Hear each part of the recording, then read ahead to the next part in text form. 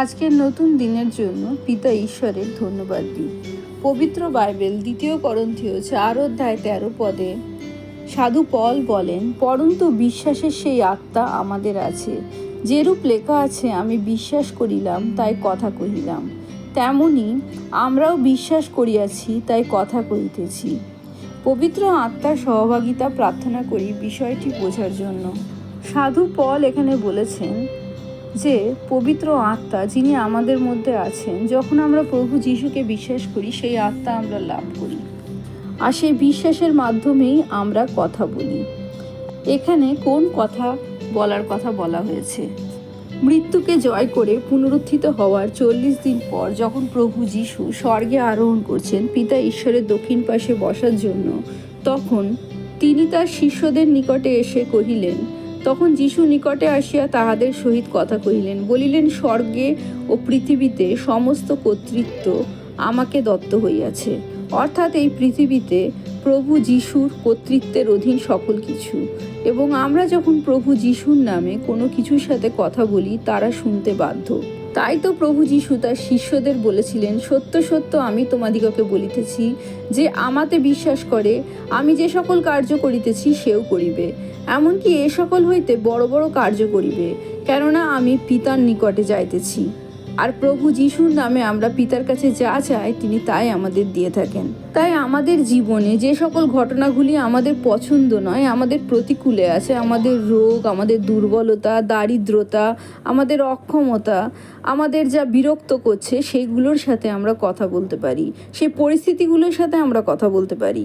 যেমন প্রভু যিশু এই পৃথিবীতে থাকতে প্রত্যেক প্রতিকূল পরিস্থিতির সাথে কথা বলতেন। ঝড়কে বলতেন থামতে, তারা থামতো।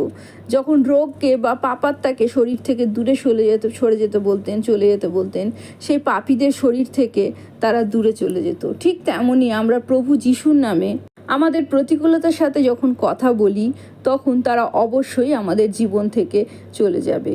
আমরা একবার বলে ভাবি কেন যাচ্ছে না, আমাদের বারবার বলতে হবে, যতক্ষণ না সে প্রভু যিশুর নামে আমাদের জীবন থেকে চলে যায়। এমন প্রভু যিশু বলেছিলেন, যদি তোমাদের একটি সরিষা দানার ন্যায় বিশ্বাস থাকে, তবে তোমরা সেই পর্বতকে বলিবে, এখান হইতে ওইখানে সরিয়া যাও, আর ইহা সরিয়া যাইবে, এবং তোমাদের অসাধ্য কিছুই থাকিবে না। তাই প্রথম শর্ত হলো আমাদের বিশ্বাস করতে হবে, এবং আমাদের সেই বিশ্বাস করতে হবে যা আমরা বলছি প্রভু যিশুর নামে তা আমাদের জীবনে ঘটেছে।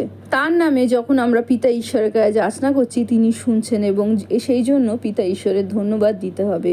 প্রভু যিশুর নামে যখন আমরা সেই বিশ্বাস রাখছি, তখন আমাদের হৃদয়ের সেই ধন্যবাদ এবং বিশ্বাস যে আমাদের জীবনে তা ঘটছে, আমরা তা অবশ্যই চোখে দেখতে পাবো। যেমন সেই ডুমুর গাছটি একদিন পর পিতর দেখলেন সেটি মারা গেছে, ঠিক তেমনি আমরা বলার পর সঙ্গে সঙ্গে হয়তো সেই ঘটনাটি আমাদের জীবনে ঘটবে না, কিন্তু আমরা বারবার প্রভু যিশুর নামে সেই প্রতিকূল পরিস্থিতিকে যখন আজ্ঞা দেব, সে অবশ্যই আমরা দেখতে পাবো আমাদের জীবন থেকে চলে গেছে।